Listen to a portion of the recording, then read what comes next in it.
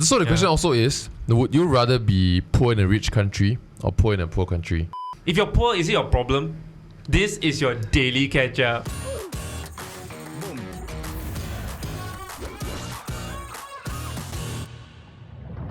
This episode is proudly brought to you by the National Youth Council as part of the Youth Action Challenge. The Youth Action Challenge is basically an annual platform for like-minded youth between the ages of 15 to 35 to come together and brainstorm ideas to help solve issues that we're currently facing here in Singapore. To harness the innovation and youth and energy of young people and turn it into solutions for it's almost like the Matrix. Singapore. Correct. It's fantastic. And so there's things like workshops and like even mentorship. And there's over 80 teams this year that are coming together to help like pitch their ideas. And they may get up to $50,000 to turn their ideas into reality. And so in this episode, YAC and NYC wanted us to talk about supporting vulnerable groups. And so we kind of touched upon the topic before in the past. We've talked about elderly, we've talked about homelessness, but we never really dive into the solutions and the economic trade-offs like related to that. So we also invited a guest to help us dive deep into this. It's none other than the Minister of... No, it's just Donovan. It's Donovan. It's just Donovan. Donovan Choi. Man of many hats. My MC replacement. He's the author of... A published author, Published author of book about economics. Free market economy. Which I try to read lah. Butchering. A new way forward. New path. Third way forward. Shut. So close. Third. Happy to be here. Thanks for having me on. Hey, most welcome. Welcome. So when you talk about vulnerable groups, there's obviously like a lot in society but I think the most obvious one, especially when like we talk about Singapore, Crazy Rich Asians came out and then like Singapore is being planted as like this like super rich like city, right? But in reality is that we obviously have people of the entire economic spectrum. And I think if you look at income inequality, so like Seedly published an article last year that talked about how like it's not really confusing, but like there's two different metrics that's being looked at, right? The first one is that when you look at income disparity, so when you take the bottom 10 the decile of the average income group. Decile? What's decile? So percentile is basically 1 out of 100, decile is 1 out of 10 lah. Decade. Damn! Yeah. I bet you didn't know that. Is that Learning true? that too. Yeah. Thanks, Dan. Coming here to learn stuff from Dan. So you look at the gap between the bottom 10 decile and the top 10 decile, right? The average incomes, right? Yeah. Over the years, that gap has been widening in Singapore over the years. Yeah, but then if you look at the Gini coefficient, which is basically the one statistic or number that people look at across the globe on like to calculate income inequality, Singapore's Gini coefficient has been decreasing. So it also shows that actually there is a lot of like inequality in Singapore. There is inequality in Singapore, but it's dropping to a certain extent. Oh, right. So we look at like the relative numbers, right? If you look at the Gini coefficients in like France, United States, Germany, like mostly in Europe and the West, right? Singapore is actually lower than a majority of these countries. Their Gini coefficient is about 0.52. So it's between 0 and 1. Wow, we're going to get into a crash course of Gini coefficient, right? Actually, do you want to do that? Let's do. Okay, go for it. I mean, the basic concept is just that the closer you are to one, the more unequal society is, right? So if you imagine a society where everyone has the exact same amount of money in their bank, it will be the Gini coefficient will be 0. I think Singapore is closer to 1, right? It's like 0.45 something. As of 2020, it was 0.375. 0.375. That is after government transfers. What's government transfer? So when basically government transfers is when they try to redistribute income. So they tax and then they give grants and schemes and things like that. Right. I was wrong on that then. I think relatively to other cities tend to be close, more unequal. Yeah. Because that's where all the rich people come to, right? Yeah. Whereas if you look at like big countries, the demographic is more equal, then the Gini coefficient is closer to 0. Yeah. So to add on to your analogy, so like if everyone has the exact same income, the Gini coefficient will be 0. How it gets to 1 is that if the entire population, right, only one person is earning all the income and everyone else is earning nothing, then that would look like a 1. So that's also a very extreme case. Yeah. And so most of the countries are around like 0.5, 0.6. Actually, I'm curious, right? Like, does it matter that the rich are getting richer? Like, is it not as long as the lower income people in my country are earning have more? Enough. Have enough. Does it matter that the upper side is going up? That's a very controversial question these days. Does it matter if the rich is getting richer? I mean, personally, I don't think so. as long as the poor is getting richer as well, right? Yeah. But I think if you follow any discussions on inequality, usually the go-to metric that they look at is the Gini coefficient. And if you only look at the Gini coefficient, then you will have that kinds of conclusions where you think, oh, the rich is so far apart from the people in the bottom decile or the 10th decile. And Oh, look, he's incorporating adapt the into a word. sentence already. Just- Yeah. it captures Such a part, chameleon. it captures part of the story, but there's much more to that for sure. Such as. Yes, yeah. What kind of Elaborate.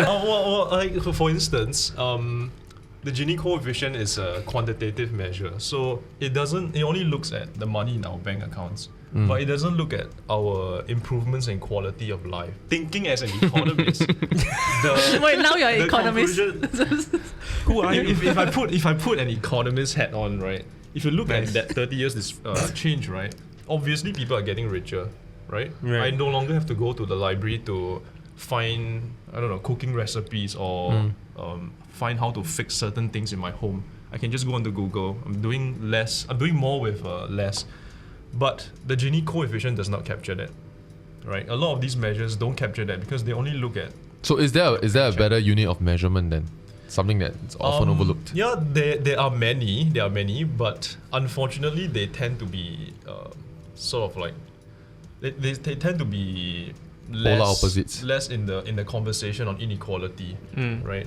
Because if you really believe that income inequality is a big problem, then you would want to look at the Gini coefficient because that really brings out that kind of narrative. I think the idea here is to not just look at one number and to look at the context. Yeah. So like you have the Gini coefficient, you're looking at education rates, you're looking at mortality Exactly, rates, yeah. you're looking at all these entire numbers as livelihood. Yeah, speaking Isn't of there like an actual term for that? What, human development index? Is it something like that? Yeah. No. Yeah. So like mortality rates and HDI is another measure, right? If people are getting healthier, living longer lives, you would say that people are getting richer. But inequality activists will not let you in on that because all they look at is the Gini coefficient. Right, yeah. Purist. So let me give you an example, right? The Gini coefficient inequality in Singapore is very wide, but the same Gini coefficient in a developing country is a symptom of the larger problem, and that in those countries is unequal because of rampant corruption, exploitation by political leaders, and the problem is because of the corruption, but the inequality, right, is a symptom of that larger problem. I think my take is this, right? That like at the end of the day, like you said, I think that as long as the lower income still has a decent life, right, the numbers could be skewed because Singapore does attract a lot of rich people, and so then when you have these number of billionaires living in Singapore, Yeah. the gap might seem very off. But they also don't kind of live the same life as we do, lah. Exactly. But on the flip side, I also think that at the end of the day, resources are finite. If it comes to a case where we have disaster or like when COVID happened and everyone's rushing for like masks and things like that, right? And there's only a finite amount of supply.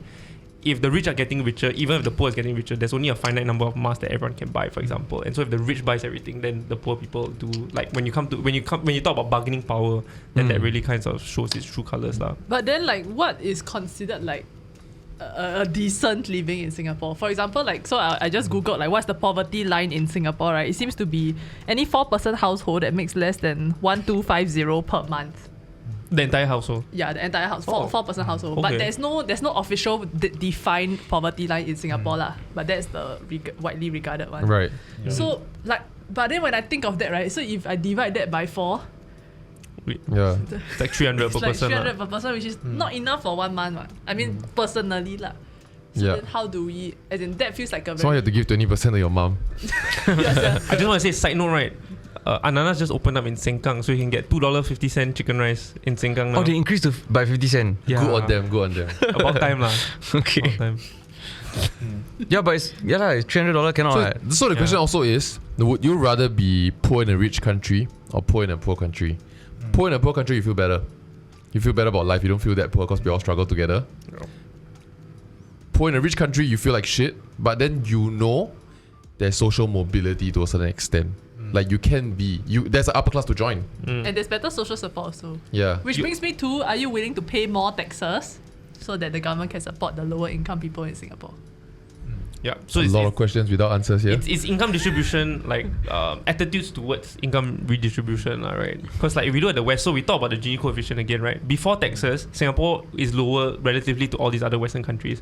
But after taxes and income redistribution, right, or distribution, Singapore is actually not as low as the rest of them. So their numbers go from like 0.5 to 0.3 after taxes. Oh. But Singapore goes from like 0.4 to 0.3938.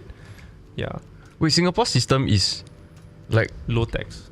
yeah, it's low tax, but yeah, there's a cap, right, at a certain point. But before that is progressive one, right? Yeah. It's progressive all the way.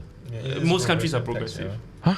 Yeah. So the richer I might be wrong on this, so you can check me on this, but the richer you are, the higher percentage you pay, right? But only But at to a certain progressive, point, to a only certain progressive. So progressive basically means, right, that if let's say your salary is this amount, right? I mean, I'm just gonna go vertically, okay?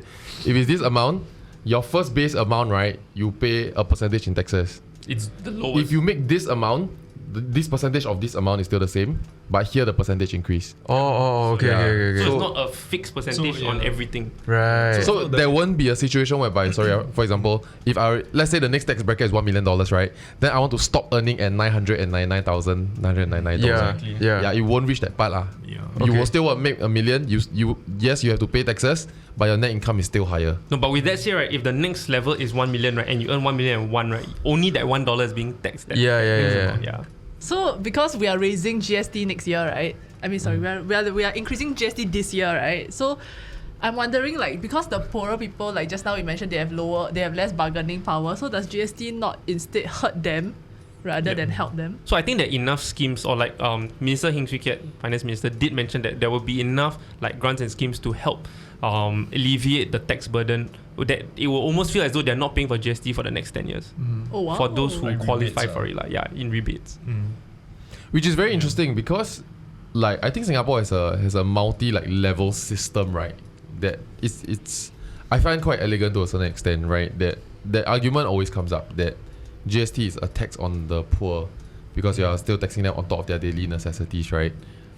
But then it's the rich that would consume a little bit more of that GST. A lot more of the GST is the rich that will produce the goods and services that the general population will buy. And so the taxes will be passed on to them anyway. But if you do GST, then our tourists get to pay. The rich people that they go and party and drink and do their vices get to pay. Yeah, as opposed to passing it on. My question is, when it comes to like the low wage worker group, right? Do you think that there should be more support, or like what support should be given, or do you think that they shouldn't receive support? They need to find ways to game the system and get out of that on their own. I think there should be a basic safety net for sure. That one, I don't think it's negotiable at all. I know someone who is like, you just really like hit all the trifecta, of like being poor. It's like you're disabled, you are very socially awkward. That is a weird way to preface your story. Your family is like very broken family, everything. And Okay. then, like these people who, and on top of that, right, like if I remember correctly, the family had like the mom got into accidents or something before. So it's like shit. really all the Swayers of sways. it's like the worst hand, right? For that kind of people who fall through the cracks, I think there should be a safety net, right? But beyond that, I think if you're able to work, you should be working for yourself. Yeah, that's where my personal view is. And I generally, if someone can work, right, and I don't think you should be getting a handout at all. So I had a colleague, right, working in finance. He's making like 9,000-10,000 a month. Dang. Okay, Australian guy. He left the company in Singapore, and then I was calling him like 2 months later back home. And I was like, hey, have you found a job yet? It's like, oh no, I'm still looking. Then he was telling me, oh, I'm on welfare right now. I'm getting like a paycheck of like $1,000 from the government. I was like shocked. I mean, you're making your pay grade is like in $9,000-10,000, and you can get a welfare check from the government, Yeah. right? And that's like crazy, right? I mean, it's all fun and giggles, but someone is footing that bill, Yeah. right? Yeah. Which I believe has its merits also, right? You don't want people to be able to be stuck in a toxic workplace situation whereby quitting means endangering the livelihoods of your family. but yet once again it's so easy to Yeah, exploit. how can it be so easy to qualify, Yeah. right? Like I can understand that for maybe like low-wage workers, Yeah. right? Because these guys are really like living paycheck to paycheck. Yeah. Right. So I mean, back to what you're saying, I think that a basic safety net's important, but What does a So basic yeah, when you say basic safety net, is that like the Money. basic what's that? Basic income, or is like what No, are you I- referring to? Oh, like, so so for example, if you got no place to eat, right, or like you cannot even afford food, that there are places you can go to get food. If you have, if you cannot afford to do an operation, but you need to do an operation, that there are places that could still do the operation for you, and then figure out need to pay or not, or how to pay. But I feel like beyond that, what this system is trying to do is to make sure that we take care of ourselves, we take care of our future self, so that the future generations of people don't need to take care of us. And so I think what I like about the Youth Action Challenge, or weird plug, is that I think they are encouraging people to see whether they can make a business out of it. Because I think if you can make a business out of it, then it's sustainable. And all parties are motivated to do it. Like we got a friend that basically works with a lot of seniors, and he trains them how to use simple like tech and stuff, right?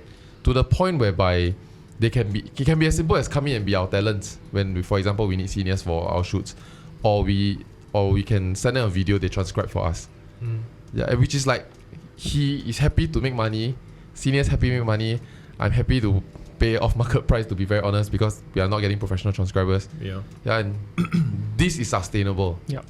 Yeah, And but the key point is that at least you are providing value, right? You are helping someone, instead of the very kind of knee-jerk reaction is, how can we like start shifting around income, redistributing? Yeah. How can I Yeah. put my hand in the next guy's pocket? Right? Yep, At yep. least you. Or how you can I before guilt trip you- that guy to say he somehow owes me a little bit of money? Yeah. instead of making Yeah, more. okay. Well, I think a lot of people feel there's something icky about inequality, but I think the reality is that there's nothing wrong with it if people reach unequal outcomes through like voluntary and free choices. Yeah. So there's this very popular thought experiment, right, in philosophy.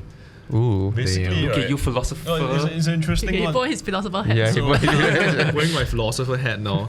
So the experiment goes like this, right? It's by this very famous Harvard philosopher called Robert Nozick. So Nozick says that if I had a button in front of me and I could press it, right, and it will make the entire world become equal instantly, right? The Gini coefficient will go straight to zero.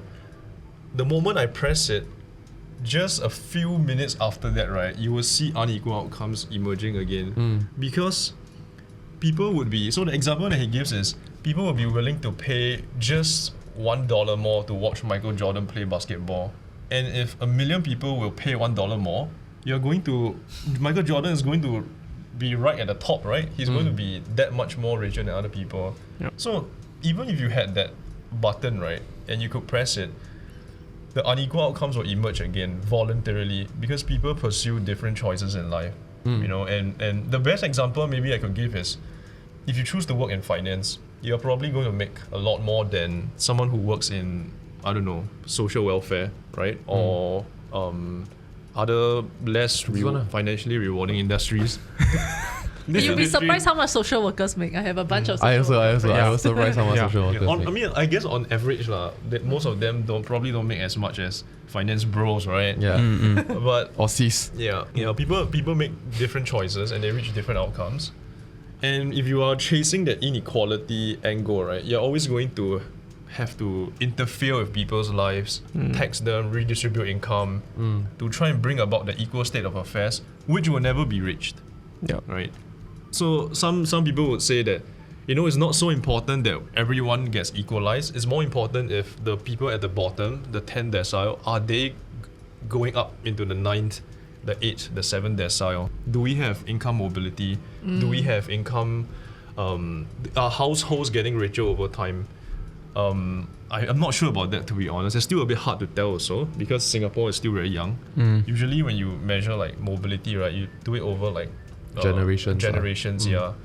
But anecdotally, I do not think that poor households are still poor like 30, 40, 50 years apart. Maybe you guys have like different experiences. or like you guys know people who are different? I think at the end of the day is whether there's any structural factors that affect this, right? Because you go to a lot of different countries, right, and people who are poor don't have that equal opportunity. So it's not really about equal income, but ensuring that there's equal opportunity for those who really want to climb the social ladder, mobility ladder, to be able to do so, lah. Yeah, and the kinds of like policies or laws that block income mobility, right, are like occupational licensing laws. So, for example, in the US, right, they have a lot of absurd occupational licensing laws. You have to maybe like to be a florist, right, or to be a hairdresser, you need to take pay like $10,000 to take a license. Right. You know, so like these types of laws, right, are blocking people from poor average day-to-day like Americans from punching up. And again, like back to the point, right, it's like inequality. You may see inequality, but what is causing that?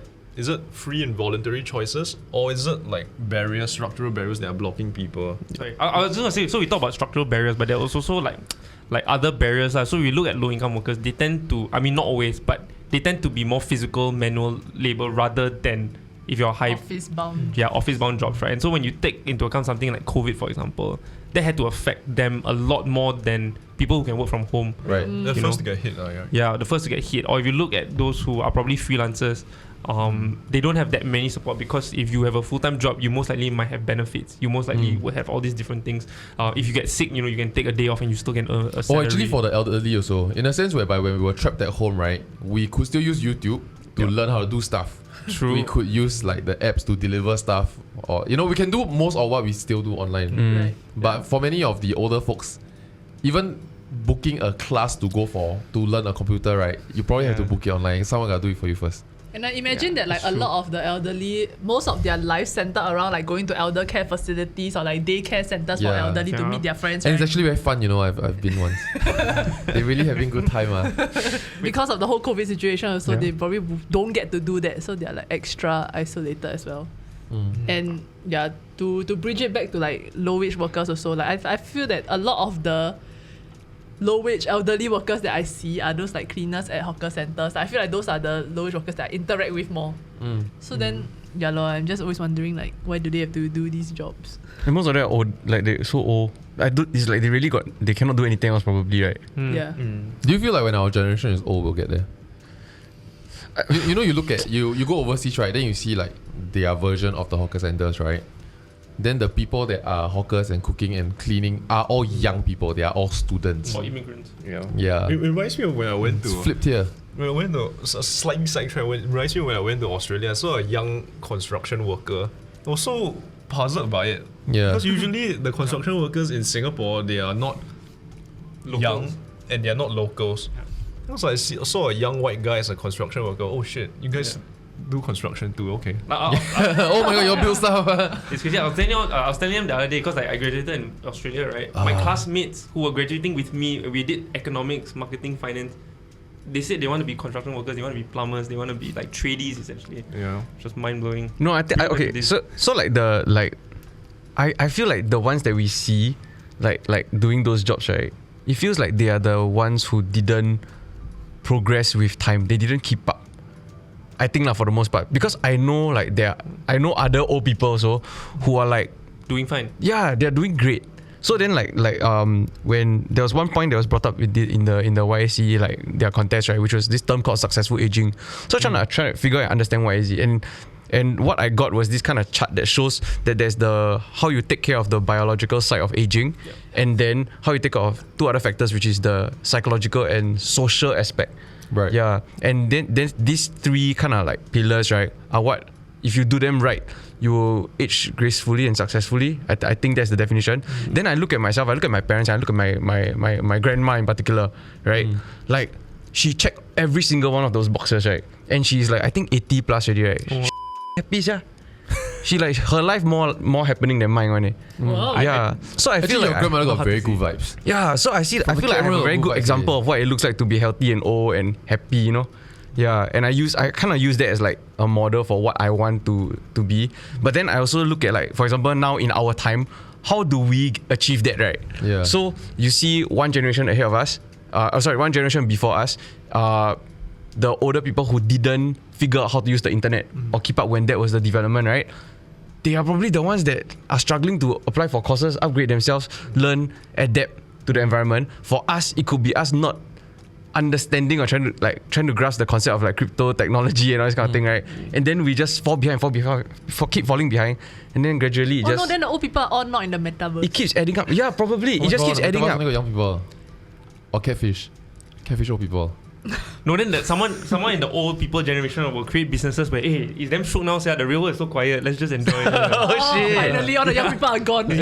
No, but okay, so like my question to you all is, do you all feel like you all are primed to kind of like Be old. constantly adapt and keep up? So what With are the times. what are the three again? So like healthy, yeah, physically, and then psychologically Okay. and socially.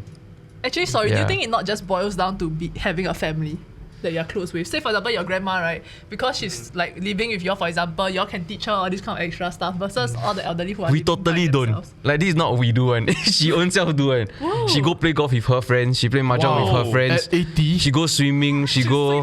Yeah. Then she damn busy. That's why every time cannot get car. So she always driving. She driving out. Yeah, that's why. Wow. She freaking active. I think a family definitely helps, but from my own experiences of like trying to teach the older generation to like use Zoom, right? I feel like Yeah. a family also doesn't really help. No, Yeah. But if I ask you to teach my grandmother, you'll be very polite. It's the difference. So we need a Yeah, there needs to be some cross thing because you cannot teach your own grandparents or your own parents. It's like a lot more, you know. Yeah. And your parents also know it. That's why when they need you to do anything, they tell you to go and do it. Tell you to get it for them. But when they need you to teach them something on the phone, right, they come to you. You know, because they also know it. The power imbalance is very stuck now. They will bring to you the phone. Then as you're helping them, right, you say like, hey, can we get water? They get water, bro.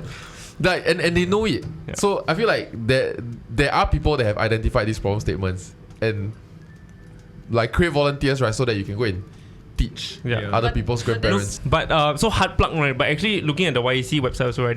There's actually this project that's quite interesting because again, seniors have so much of this like accumulated knowledge and like experience, right? And so this project called Heartbid, basically lets old people, right, seniors, like post up what they want to teach people, and then Right. like people can just go and bid and say, oh, I want to join this class, so that not only do you pass down that knowledge and give them dignity and like a sense of purpose, but it also Right. helps to alleviate any like loneliness and social Right. problems Right. in that sense. So I thought it was quite interesting. Something else that was in John Paul's flow chart, right, was also like a productive aging in a sense. So I think this heartbeat thing kind of applies to that. Yeah. Like, they feels kind of useful, you know. Yeah. Yeah, No. that- So something that I want to say is that I feel like this will and efforts like that, right, will only help those that already have that mindset. But when I also look at other old people that I know, right, and they are the kinds that just stay at home, Like don't just want to go waiting for out. They their are just time. locking themselves in their house, become their prison already, you know. Yeah. Then those are the people that we are trying to help, what I would assume. But they are not going to be the ones that are going to sign up and be like, hey, let me teach you, young boy, how to Yeah. paint some shit, because they don't.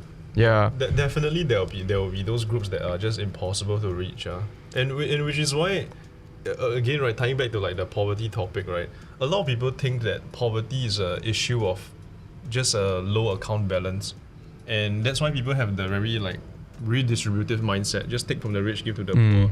But in reality, a lot of people who are low income, right, they also have they are very isolated in their own communities. They don't have that kind of social support or family support, and that's why they are just falling behind the rest of us.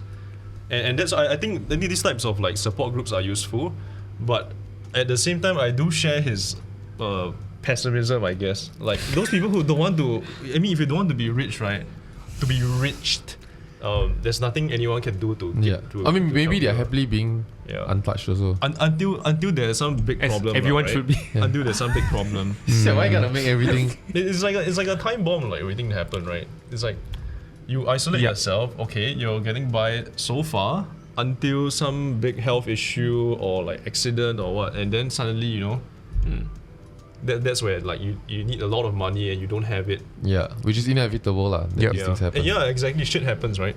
Which Yeah. goes back to insurance for some reason. Yeah, today's sponsor. insurance is important. Yeah.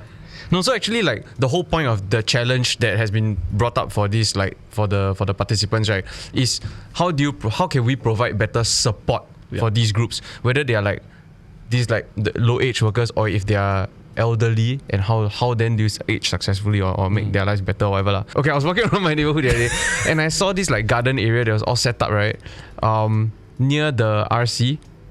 It's like, I don't know who do one, right, but it's damn chill. It's damn nice. They do like plants and like decorations and that kind of thing. I think so. Under a void deck. Then right, there's a little library where you can go and donate books and people can go and take, oneself take. Then freaking cool. They have the fridge also. Then somebody will come and like populate it with like grapes or like or random shit. Then people can just kind of take.